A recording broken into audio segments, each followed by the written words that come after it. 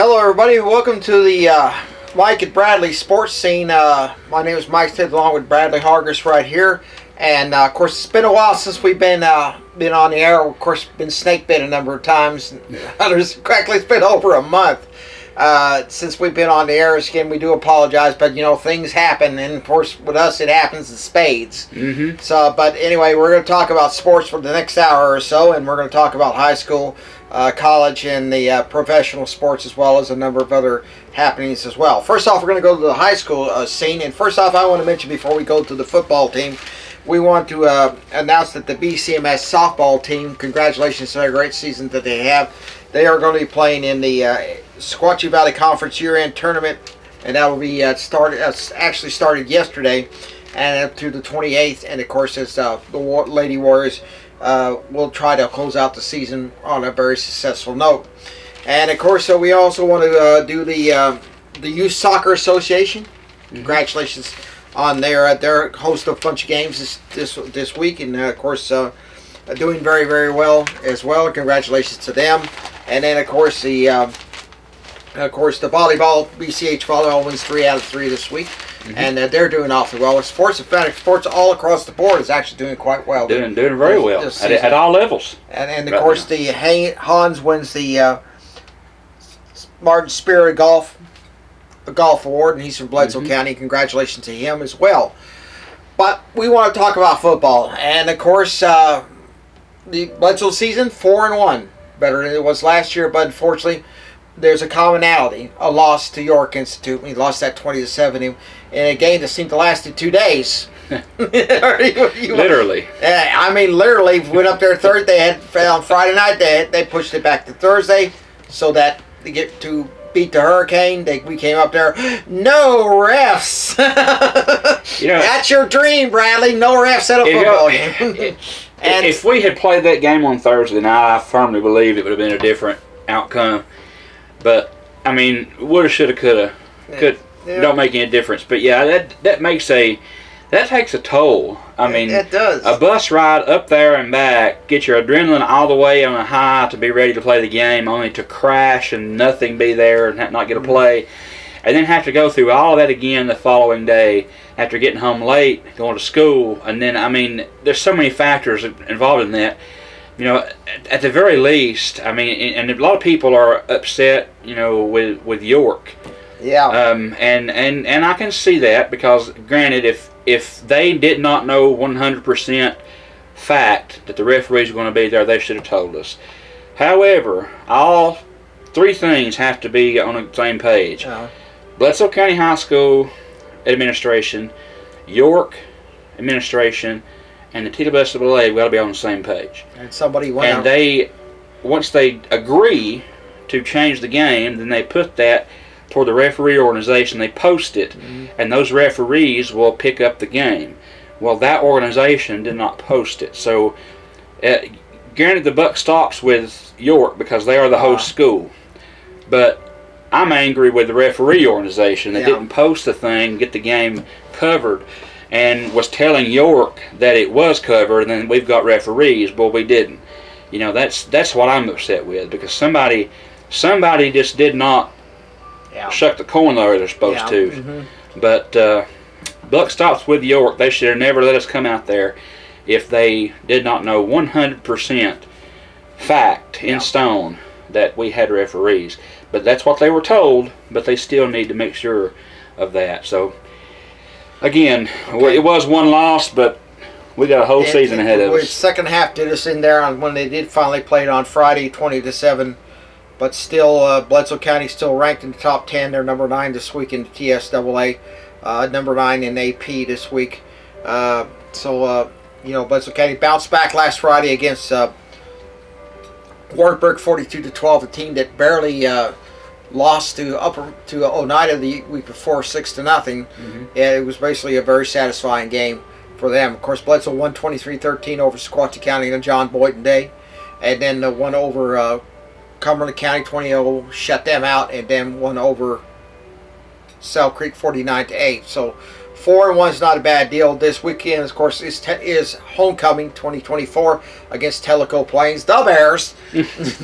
Here you go again. I had to say it once. Now, Telco Plains, mind you, is not the pushover team. No, they're not. They're been. actually a better team than they were. They are surprising a lot of people this year. So I'm not saying they'll come over here to the Valley and beat Bledsoe County, but it's not going to be a cakewalk. Bledsoe's got to be hitting on all cylinders, and they got to get up on them and keep the pedal on foot on the gas, so to speak, because they've won. I think they're what 4-3-2 or 4-1-2. 2-2 right now. 2-2. They have won some games they were supposed to lose. They actually got votes in the polling at one point, so they're basically that sort of thing. Of course, high school football it's halfway the season's gone through this, and it's starting to sort itself out. Teams that are going to be contenders and teams that are basically already out. Like Wartburg, likely winless. Likely they're not going to make the playoffs. Telco Plains with a little luck might win. They've already lost to Polk County, I believe, and they lost to York. So they probably got two of their toughest teams out, and they have to play us. Yeah. They can still win their two remaining games. It's possible, or even one to get in.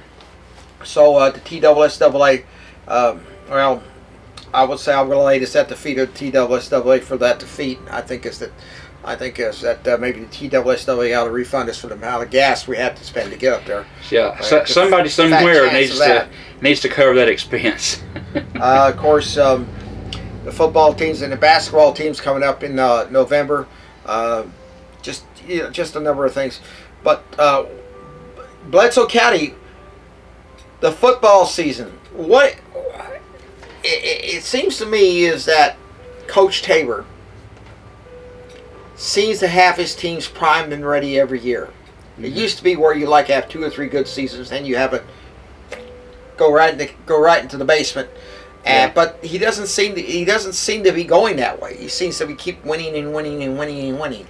Well, a lot of that has to do with the depth. I mean, you see them building, not just used to. This when I played. The vast majority of the people on the field for the vast majority of the game was juniors and seniors. Mm-hmm. And there was, outside of those two age groups, I mean, you had some sophomores that step up. You had some freshmen that would even come in and play some. But by and large, it was upperclassmen that played. Yeah. Now, it's different because he's got freshmen and sophomores, juniors, and seniors coming out of the backfield running the football. He's got, across the board as receivers, he's got underclassmen stepping in and playing offensive line and defense. They're subbing people in, and that builds depth. So what he's done is keeping that consistent as far as not having that couple good years and just the bottom falling out of it, is he's built that consistency by building depth in the team. And that's because where you have that senior that is playing a majority of the games, you also have that sophomore that's going to be filling that position when that senior graduates.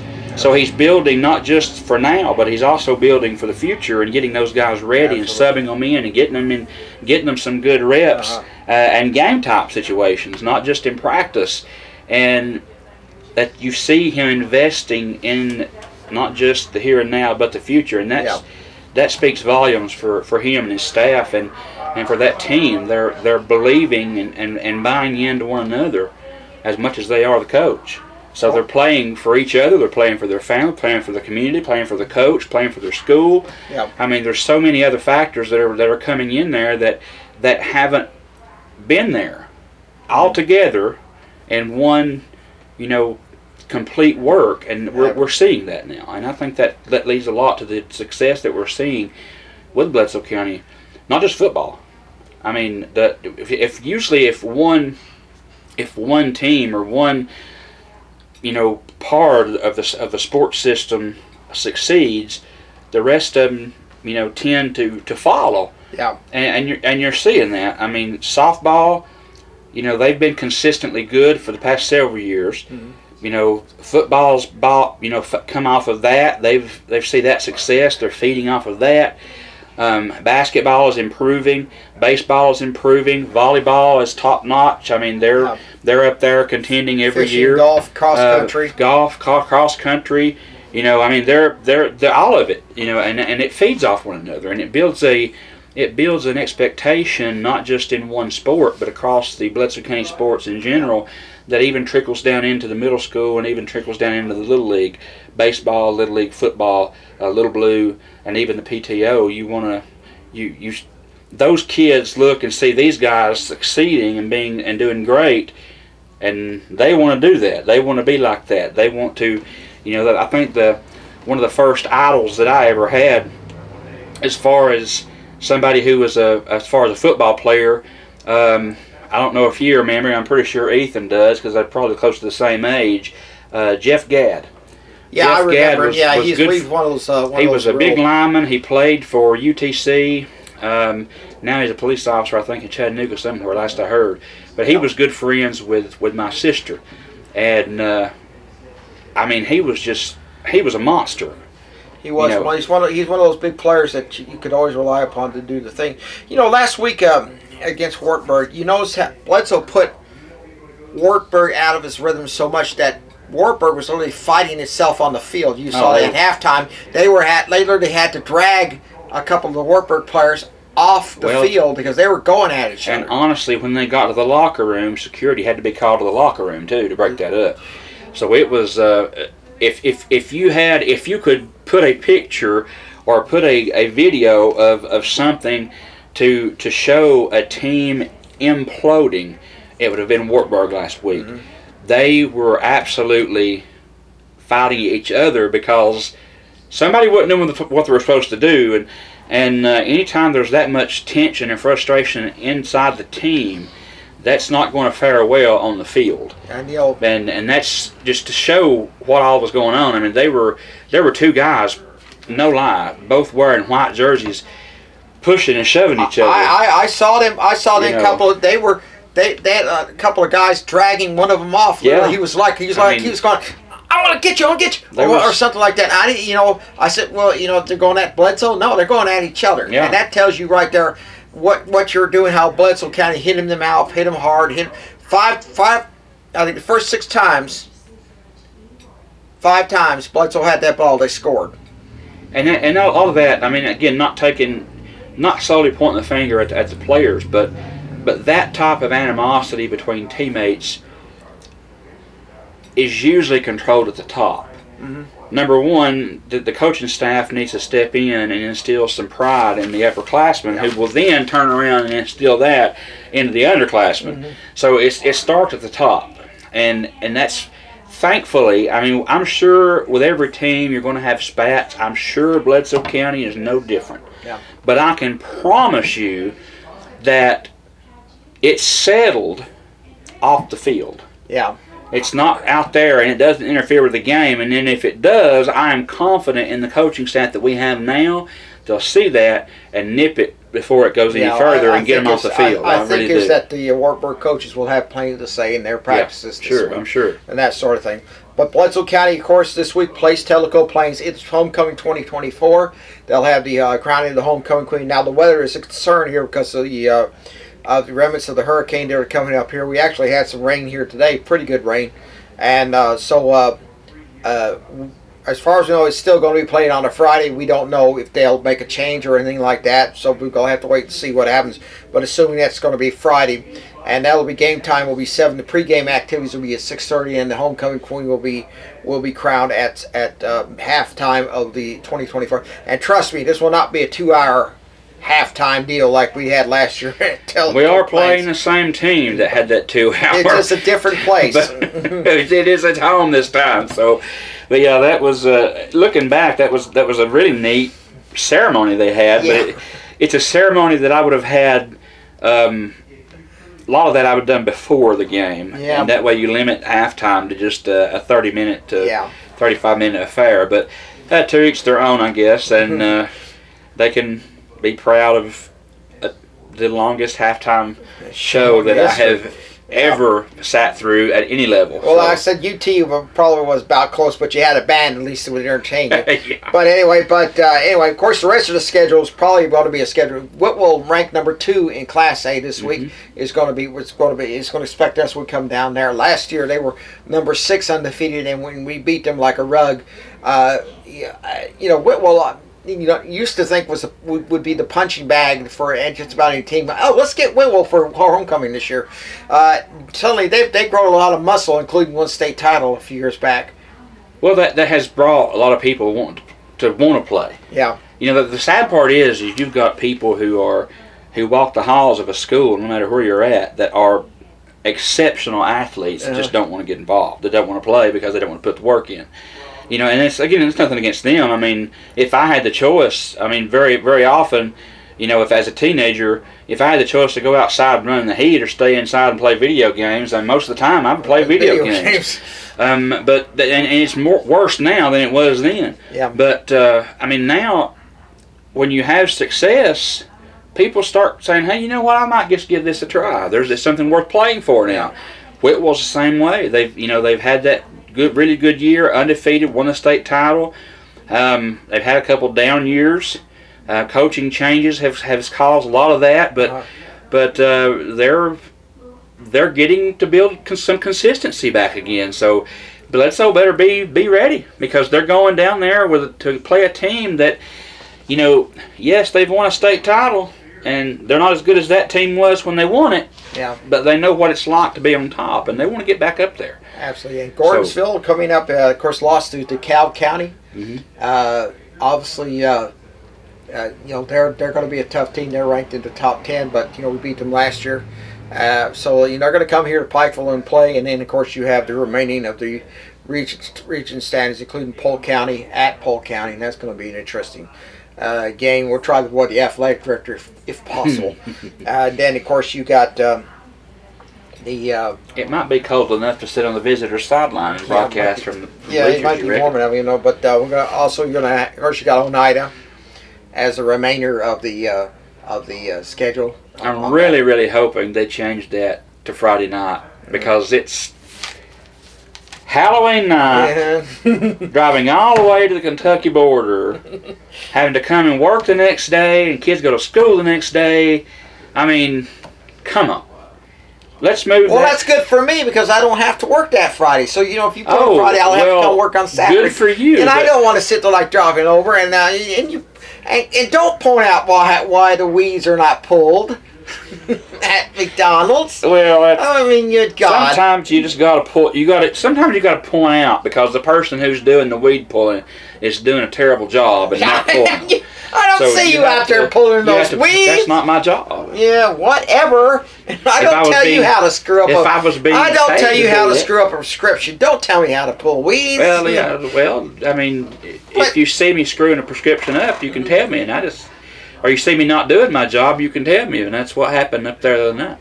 But, of course, getting back to the lighter side of things, of course, Bledsoe County hoping to get to Chattanooga in early December at Finley Stadium for the Class 2A state title.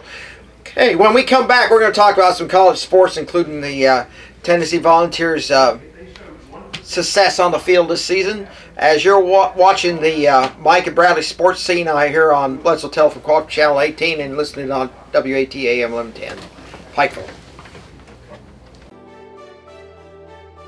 You need a bank that you can depend on. Here at Citizens Tri-County Bank, we have the most dependable staff that you will ever meet. Call in, you will not get an automated attendant, you'll get a person. But on the other side, we have all the technology that anyone would need, from apps to online banking to bill pay. So please come and grow with us as we're about to celebrate our 50th year. We are the only community bank you will ever need.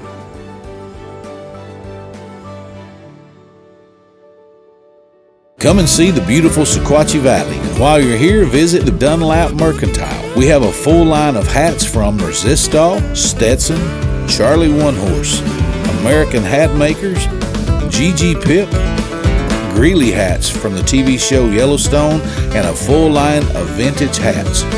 Make sure to check out our hat bar, where we can clean, shape, and customize a hat just for you, right here at the Dunlap Mercantile.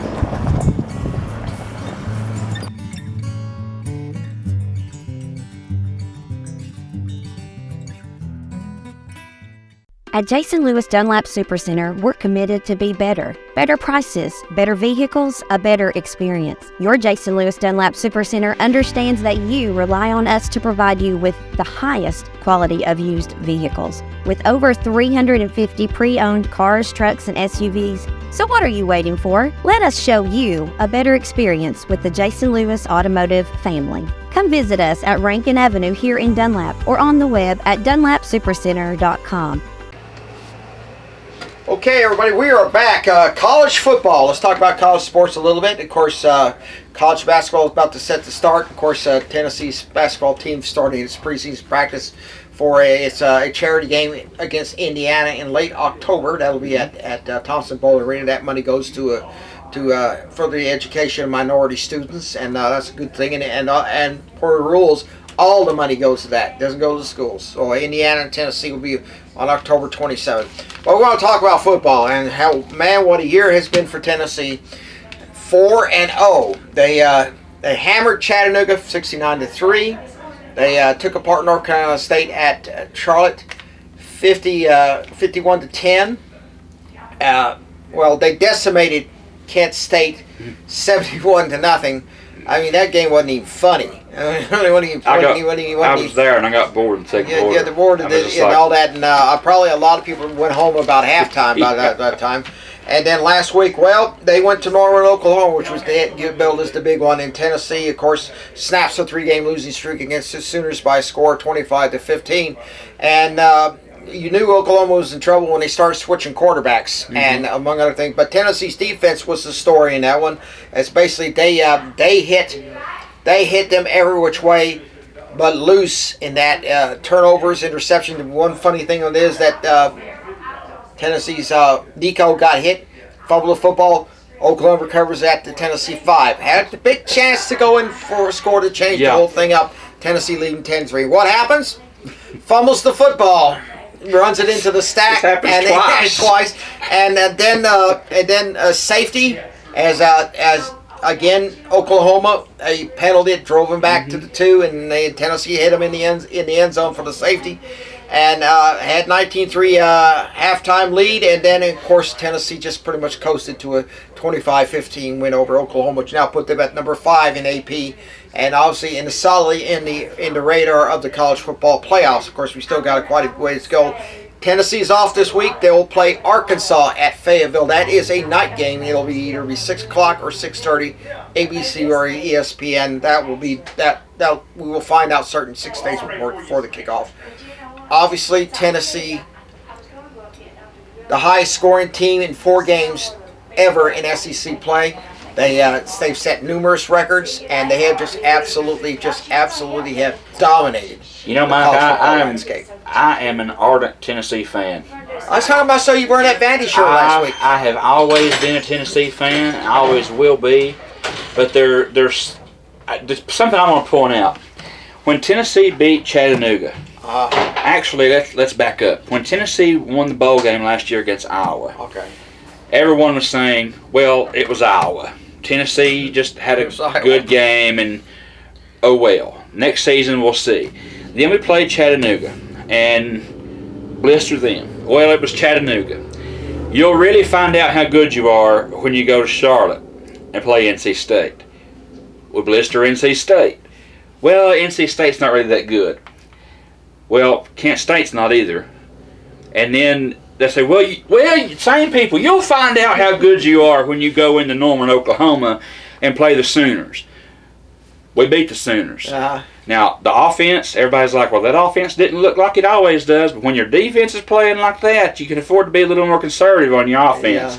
You know, so I don't blame Heupel for pulling back on the gas a little bit and being like, you know what, we don't have to score 70 points in this game. Don't need to. Our defense is playing lights out. Let them play. So let the defense have their moment. You know, so, and now the same people that said that about, well, you'll find out how good you are when you play in Norman. Okay, well, we beat the Oklahoma Sooners, and now they're like, oh, well, they're rebuilding this year. They're having some quarterback issues.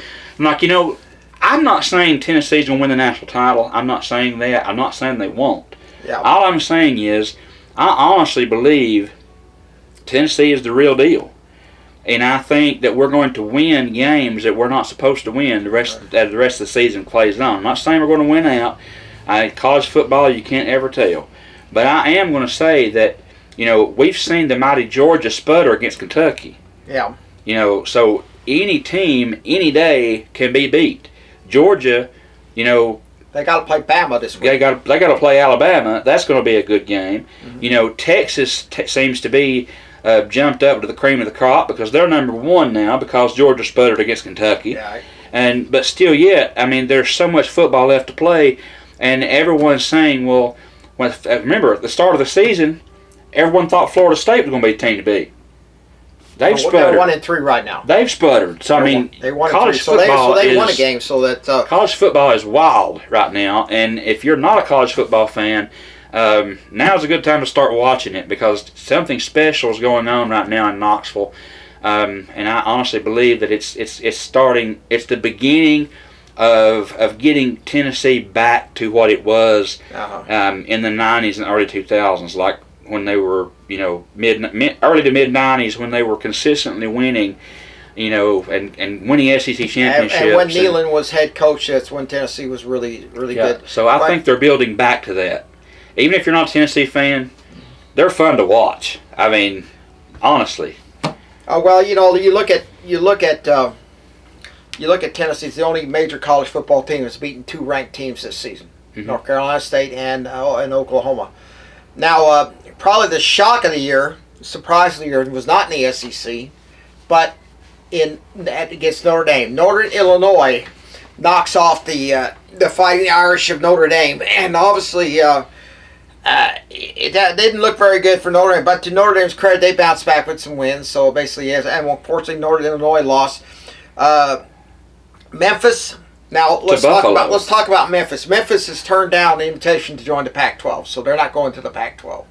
Okay, Utah State is going to join the Pac-12 as the NCAA has granted a 2-year waiver for the Pac-12 to keep on as a part of the FBS system. Normally, you have to have 8 members to do that, so that's basically they're giving them a little bit of slack. Now, Tennessee.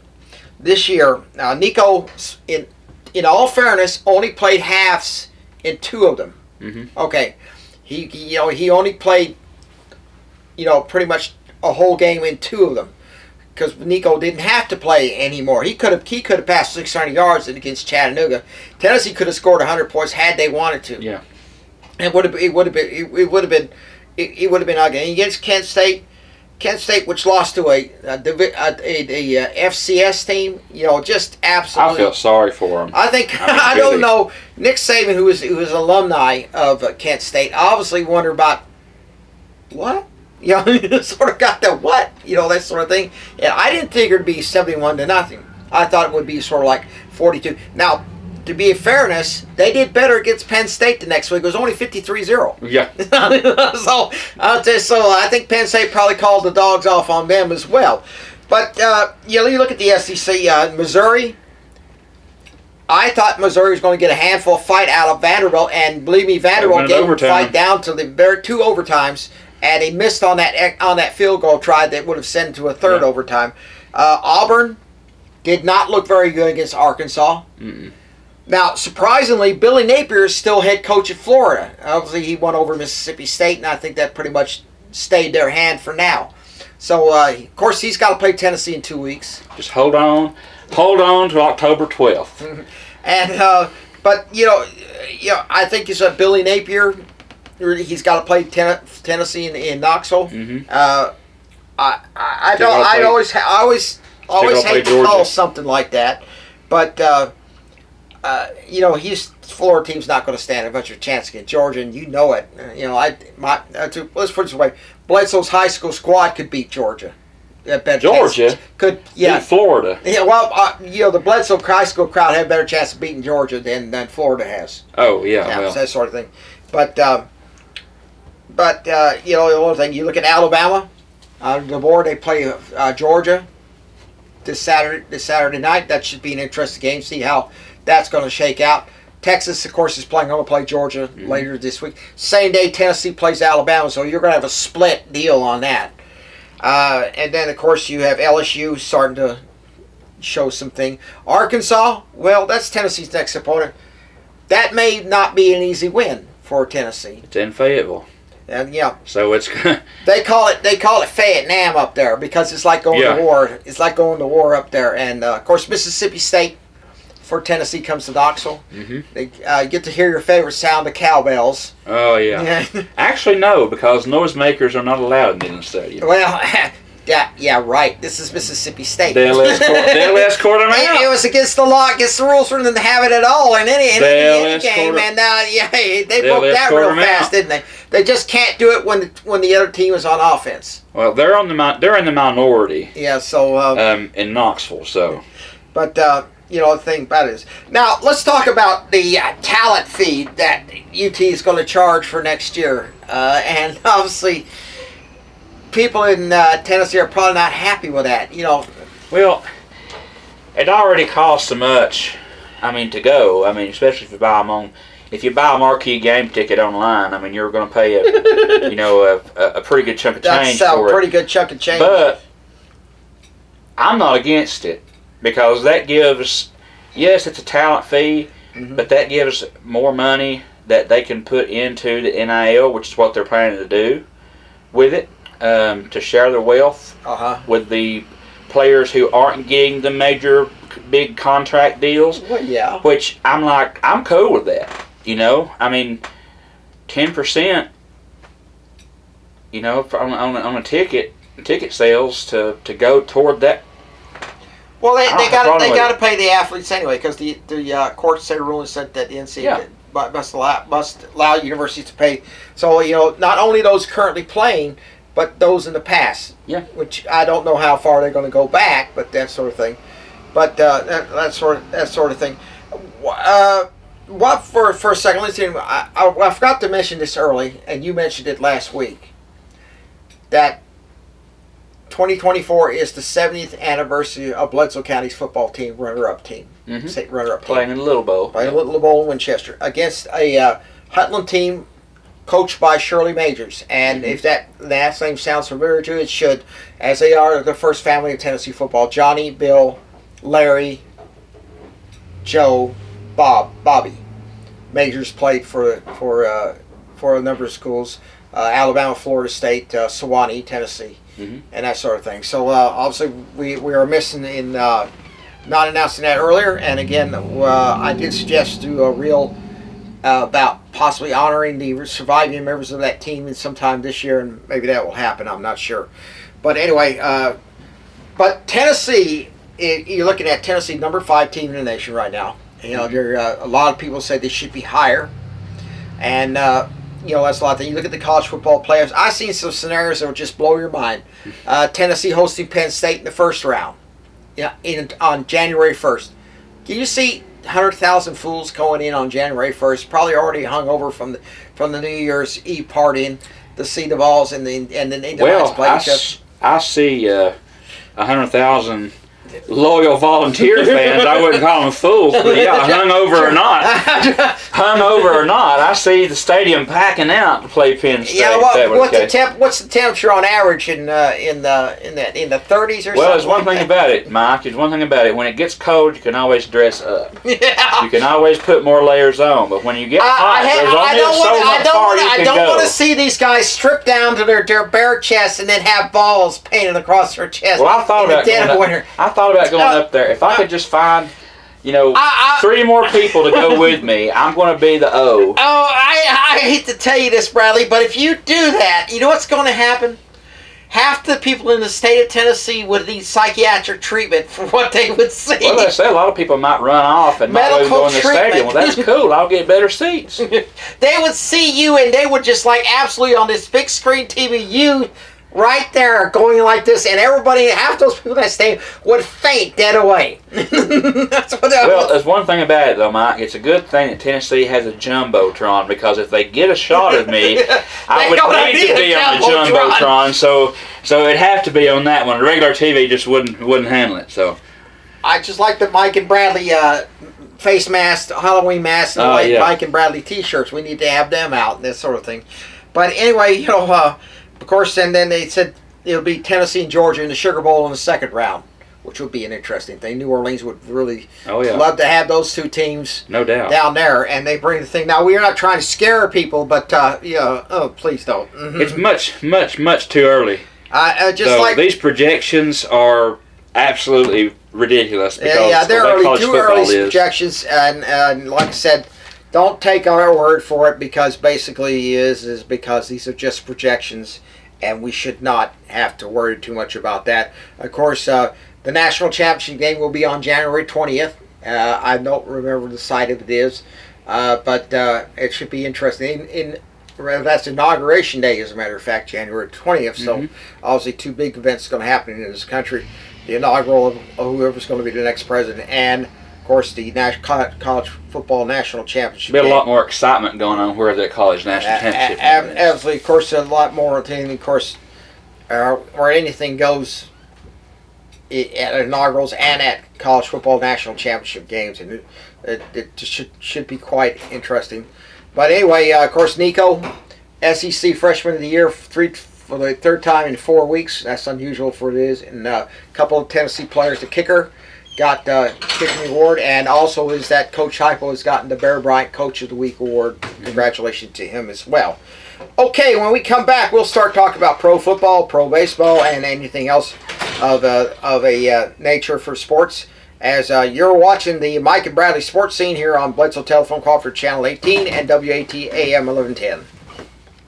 At Jason Lewis Dunlap Supercenter, we're committed to be better. Better prices, better vehicles, a better experience. Your Jason Lewis Dunlap Supercenter understands that you rely on us to provide you with the highest quality of used vehicles. With over 350 pre-owned cars, trucks, and SUVs, so what are you waiting for? Let us show you a better experience with the Jason Lewis Automotive family. Come visit us at Rankin Avenue here in Dunlap or on the web at dunlapsupercenter.com.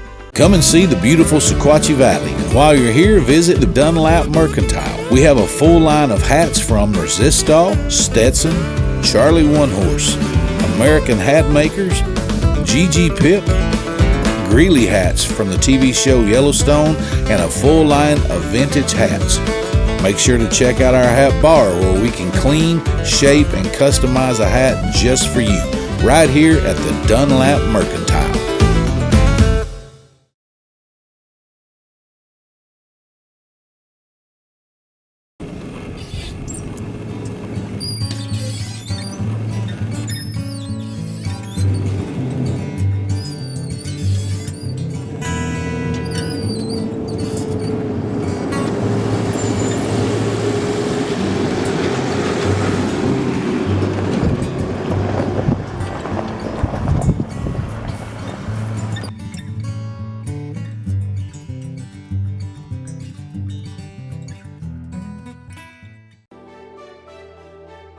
You need a bank that you can depend on. Here at Citizens Tri-County Bank, we have the most dependable staff that you will ever meet. Call in, you will not get an automated attendant, you'll get a person. But on the other side, we have all the technology that anyone would need, from apps to online banking to bill pay. So please come and grow with us as we're about to celebrate our 50th year. We are the only community bank you will ever need.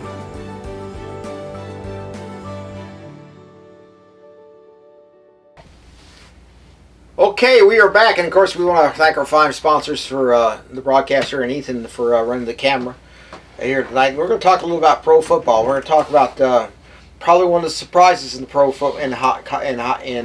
NFL is Washington's Commanders quarterback, a rookie, has actually set some records. 23 in his big win Monday night against Cincinnati. And obviously, they're 2-1. The Commanders are 2-1, something they haven't been in quite a while. That'd be Jaden Daniels, right? Jaden Daniels. Out of LSU? LSU, and obviously rookie, and obviously one of the few rookies that actually seemed to. Actually, he was traded for a higher pick, and obviously that worked out well for Washington as well. What gets me is that some fans of pro football teams sometimes get a little bit ridiculous, as you well know, Bradley. Mm-hmm. Dallas Cowboys. Oh yeah, the Dallas Cowboy fans. Oh, I love them. Don't you think they own pro football, and everybody else should defer to them? They're complaining about the referees in a blowout loss obviously, just not they're not quite there yet. They're not quite back to the old mean old bad old days. Well, the same people that are complaining about, same people that are Dallas fans that are complaining about the referees. The same kind of people that says that the whole league is rigged so the Chiefs can win. Seriously, I mean, come on. It's football. Quarterback can throw a pass. You still got to catch it. Yeah. I mean, you still got to make the block. You still got to tackle the guy. I mean, no. I'm sorry. I don't buy into the script. I mean, sports are sports, and yes, you can go out there and throw a game if you want to, but I just, by and large, I don't see that happening. I've probably heard that story too, like the New York Yankees used to be ranked in favor of the Yankees, that sort of thing, which isn't true. It's just the way it is. But of course, Tennessee Titans. Well, I can say this right now: they're not a good team, 0-3, and obviously we don't know, have not heard anything more out of the so-called trade of Hendon Hooker from Detroit to Tennessee. So we don't know if that's true or not. Maybe just one of those fan made up rumors and that sort of thing. But I think Hendon Hooker would be a great fit at Tennessee. I think so too. There was high hopes for Will Levis coming in, and I'm like, I mean, he's not panning out. Not like they thought he would. Not having the success at this level that he had at Kentucky. I know that. And maybe he just needs some time. I don't know. Maybe he just.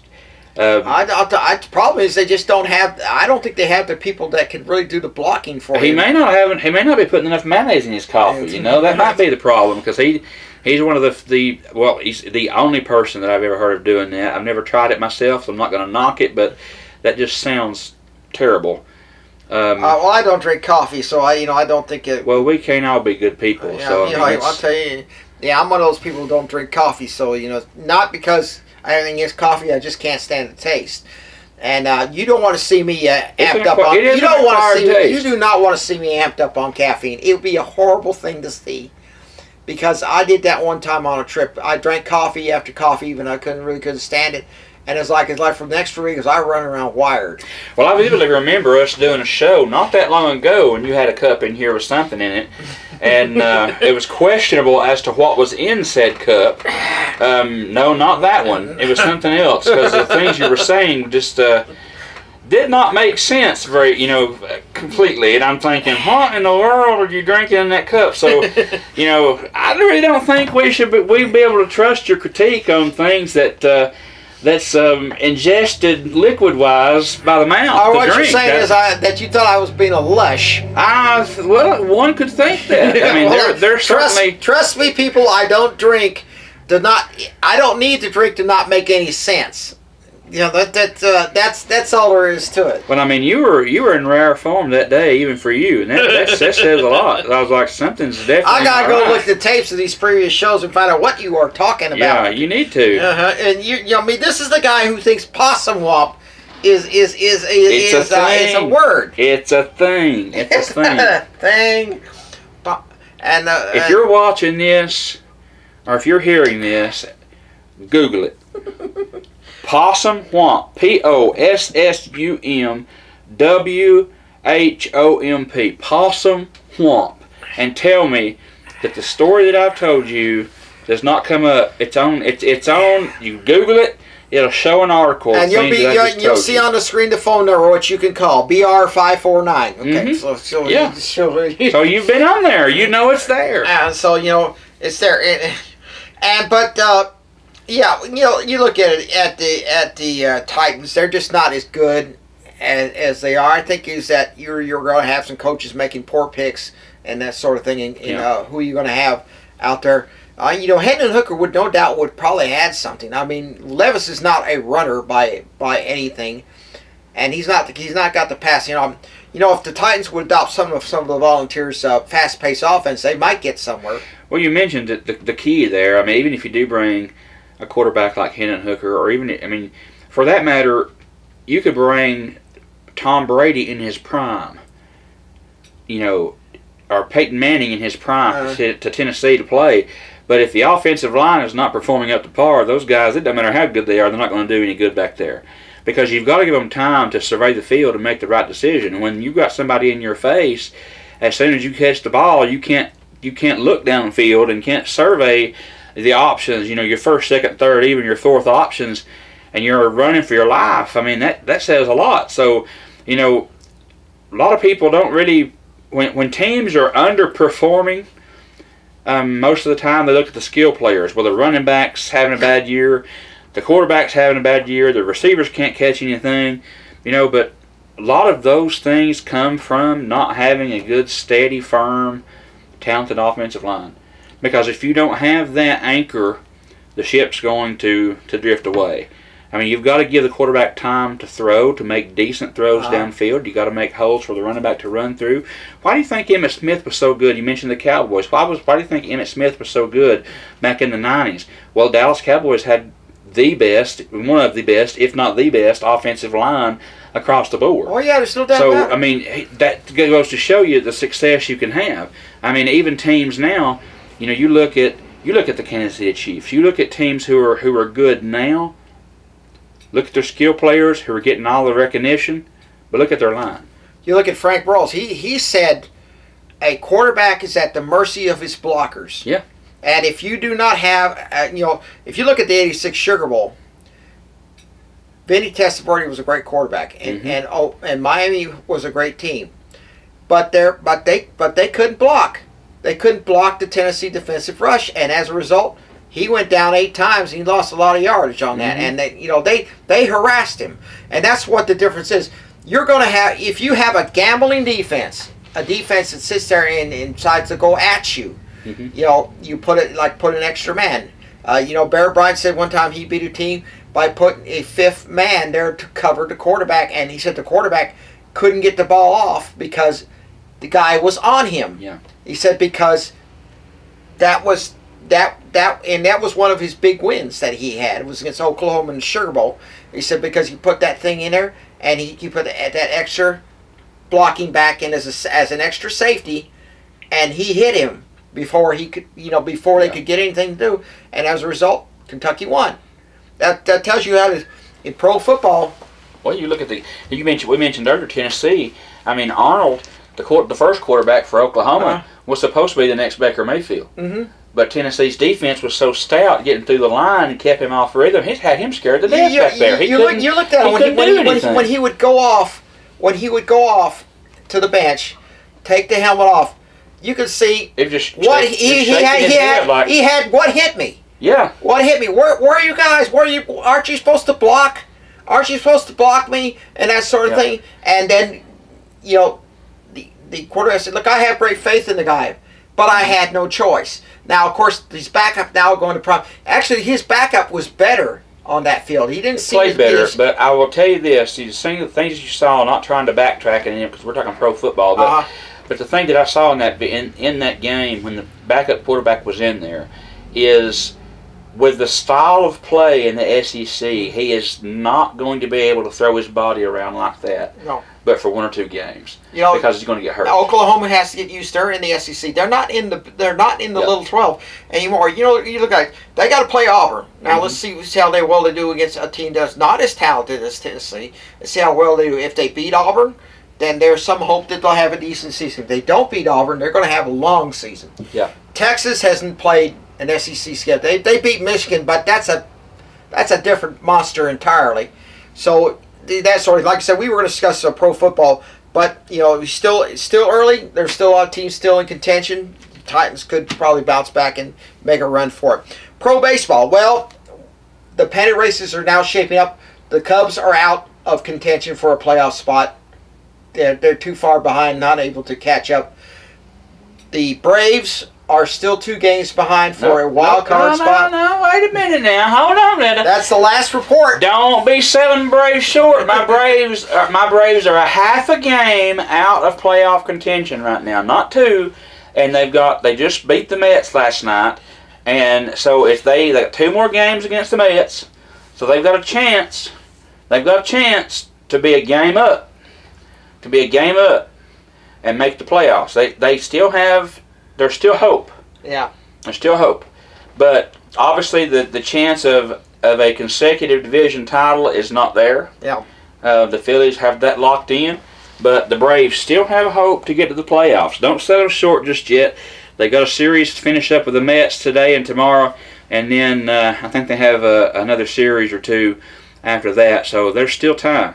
Okay, now I want to talk to you about how he is always getting on me about the chop. I tell him is that Florida State had to chop first, and he's saying Atlanta had it first. Now, we want the fans, the listeners, the watchers to look it up and tell us who had it first, Florida State or Atlanta. Well, the first chop probably belonged to the pig, didn't it? Not that kind of chop.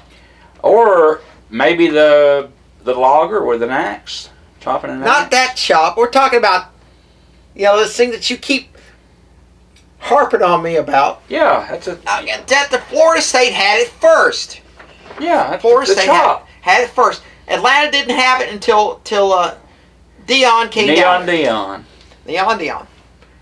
And you're telling me, and you're going to tell me that it's an Atlanta Braves thing. Yeah, It's not an Atlanta Braves thing. It's not an Atlanta Braves. I'll tell you something right now. Okay, Cleveland apparently is going to be in the playoffs this year. Are they not? Football just started for them. I'm talking about baseball. Oh, I thought you was talking about the Browns. I was like, what are you talking I'm about? not talking about Man, we Cleveland. just I'm talking about. Cleveland's in. Guardians are in, yes. Hard to say that you used to be the Cleveland Indians, now it's the Cleveland Guardians. Yeah. I mean, you look at it this way. Why do they keep changing these names? Well, I'll tell you why they changed the Indians. They changed the Indians because the people who, not getting political, but here's the deal. I'm just going to lay it out there. All right. There are people who were offended. People who were offended that were not Native American decided to push to get them to change the name. The same thing happened to the Redskins because they said the Redskin name was derogatory, even though the president of the Indian Nation up there wrote a letter stating that the logo... I think they will go back to the Redskins. That was the logo paid homage to one of their great chiefs, and it was an honor to see that on the field. I'm just saying what they say. But nonetheless, they changed the Redskins to the Commanders, or actually the Washington football team, now it's the Commanders. They changed the Cleveland Indians to the Cleveland Guardians in the same time frame, and they were going after my Braves. They were going after my Braves, and they said that it was racist to have the chop in the Braves stadium. So the Braves stopped doing the chant on the loudspeaker. However, when you've got 60,000 fans sitting out there, and 30 of them start doing the chop, all of them are going to start doing it. So you can't, free will, can't mess with that. But anyway, I go back to this. The Braves were petitioned by the same people to change their name from the Braves to something else.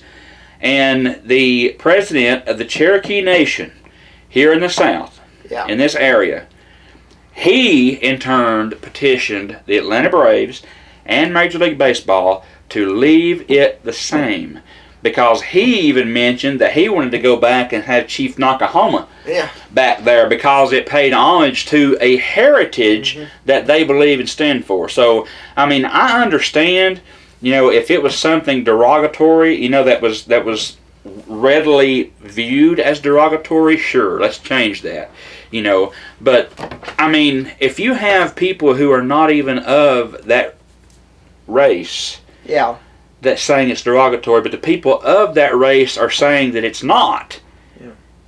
Well, come on. Come on, you're changing the face of the game, really. Sometimes nobody knows. Of course, you do change the name because, somehow it doesn't fit. Mississippi State, okay, they're the Bulldogs, right? Mm-hmm. Okay. They were used to known as the Maroons because of the color of the uniform. Yeah. Okay, well, you know what? They changed that because people were like Ole Miss and other schools that play would call, there comes the Mississippi State morons. Yeah. Well, speaking of that, the Ole Miss Rebel, because of the history of slavery in the state of Mississippi, they changed and took Colonel Reb away from as being the logo. Now it's a bear. And I had a couple friends who were alumnus of Mississippi, of Ole Miss, and were donors, were supporters of said school. And when they took the Rebel away, one, I know for sure, that when she got the letter asking for support and asking for the donation for that yearly amount, she wrote with a big Sharpie, "No mo Rebel, no mo dough." Put it back in the envelope and send it back to Mississippi. And obviously that didn't take, root or anything, because the Rebel was still taken away. Yeah. And the Bear now is they're still the Rebels, but the Bear is their mascot. They took the Confederate flag out, which they put like the big M. It's by the way, this year is the 75th anniversary of the founding of the radio network, now known as the Vol Network. Mm-hmm. Okay, well, who was the first play-by-play announcer for Tennessee football? Wasn't John Ward? Nope. This is. Wasn't Mike Smith? Well, no, it certainly wasn't me. Lindsey Nelson. Lindsey Nelson. Baseball stadium's named after. That's right. Lindsey Nelson. Okay, well, in 1949, he went to General Nealon, who was the athletic director and head coach, and he says, "I like to bid on starting a radio network for Tennessee sports." And he said to him, "Yeah, fine. Call it the Volunteer Network." They said, "No, Nealon said you call it the Vol Network because that's the Vols." And he says, "Well, I like to bid $10,000 for it." And he says, "Well, you're likely to get it." He said, "Well, the problem is I don't have $10,000. And Nealon said, "Well, if there's any idea that'll help us make money, I'm willing to hear it." And so that's how it got the Vol Network. Of course, there have been at least 4 or 5 play-by-play announcers. Mm-hmm. Okay, you had Lindsey Nelson. They had somebody else who sat in for a season when he left, when Lindsey Nelson went to do New York Mets baseball. Then you had, what's the guy before him? I tried George. I forget his name. I had it on the cusp of my mind, but he went out there. And of course you had, who was there from Arkansas. They brought him in from Arkansas to do football broadcasts for Tennessee. Then they had John Ward. Of course, John Ward and Bill Anderson were the 2 of the most famous of all. Then of course right now you got Bob Kessling right now, and you had Tim Priest until he left, and then of course right now you got Pat Ryan doing the color announcement. Mm-hmm. I'll put you this way: I got nothing against Pat Ryan, but I like Tim Priest better. He was more animated, like you. Yeah, I beg your pardon. Excuse me, I've seen you pop off just about anything, just like Tim Priest. Anyway, well, you wanted color. You got it. Yeah, I sure did. I didn't expect that much color. I'll tell you that right now. But anyway, you volunteered. Well, I volunteered not knowing who was working the radio. I thought I was volunteering to actually continue doing the radio, and I did not know that I would be working with somebody. And when Joyce Bounds, who owned the station at that time, asked for a volunteer to help with or do the radio, I walked over here from the store and I was like, "Hey, I'd like to do that." She said, "Great, you're hired," because she knew me. She said, "You're hired," and I was like, "Okay, cool." So I didn't know what in the world to do. So I turned to walk out, and she said, "Oh, by the way," and I should have known right then. That something wasn't going to be. It wasn't going to be something I was going to like. And she said, "By the way," and I thought, "Oh dear." I turned and I said, "What's that?" She said, "You're going to be working with Mike Smith." And immediately, before I raised my hand to say, "I can't do that," she said, "You've already agreed to it now. You got to be a man of your word. You got to be a man of your word. You've already agreed to it now." She would not let me quit. And now I was not looking forward to that. And now I'm looking forward to one of these days he's going to retire. And he told me that if Bledsoe County won the state championship, that he would retire. That's right. Everyone needs to get out there and somehow send money, whoever you got to send money to make this happen. Bledsoe County needs to win the state championship because, how many years have we done this? Well, you've had 15 years with me. I've done it 25. 15 years. 15 years. And I can tell you, John Ward retired after 30. oh, Okay, so chances are I might do that in the next 5 years. Yeah, the thing about it is when she told me that you were going to work with me on color, I kept thinking for a minute, who's Bradley Hargis? couldn't place him. Couldn't replace him. Well, he shows up at the game, and I'm telling a joke, and you could see that look on his face. What have I got myself into? it's the same look. And it worked, because let me tell you right now, Billy tells me that people actually get a big kick out of us going at each other. It's like I told you when I first started. You came in there and at the store, and you were all jumping up and down, hooping and hollering, thinking how great things were, because people actually enjoy listening to us now. And I started laughing, and I said, no, they enjoy listening now because there's actually somebody on there that knows football. And I remember the coworker that I had, she said, ouch, when I said that. I don't think it hardly went, it just kind of went over your head, but you were like, just agreed with it and went on. But no, we have a good time. And I'm telling you, there have been times where, and I know it's been mutual, where I think I could just throw somebody out the window of the press box. I'm not going to lie. But that's what makes this team what it is. I think we ought to do a joke where we dress up a dummy like me, and then you say, well, so that's it, it's over. Throw the dummy out the window. What's sad about that? What's sad about that is if people were sitting there at the ball game at Bledsoe County, and they saw a dummy that was dressed up like you, it looked like you, and they thought it was you, go out the window, nobody would bat an eye, because they would be like, yep, I've been expecting this to happen for 15 years. Yeah. Because he's working with Bradley. I've been expecting this to happen, and I have made the joke before on the air, and even to the people, that one of these days, all you're going to see is Mike flying out of that window from the press box. You can do it in the last broadcast. So nobody would bat an eye. You would... The mannequin would go all the way down and crash on the concrete, and everybody would just look at it, look up there, and see me standing in the window and say, "Whoop, yeah, had it coming." Go right in the middle of the football field while it plays, and then watch everybody. Oh well, Bradley gone and done. Yep, and killed Mike. Nobody would bat an eye. They'd be like, "We've expected this." Do it on the last broadcast. We've seen this coming for 15 years. But yeah. We kidding aside, we wouldn't do that. Besides, the windows won't open. One of them does. I have investigated, so it is very possible to do this, and so I mean I know you're trying to make you feel better by saying it's just not possible. It is possible, and everywhere that we go, regardless of what press box we are in, or regardless of whatever stands we're sitting in, I look for a place that would be easily for me to get a grown human body over and out of the presence of where I'm sitting. And it's kind of like those FBI guys, when they go into a restaurant or go into anywhere, they know where the exits are and they know where the biggest threats are. But when I go anywhere with Mike, I know where the exit is, and I know how I can get him out that exit quick as possible.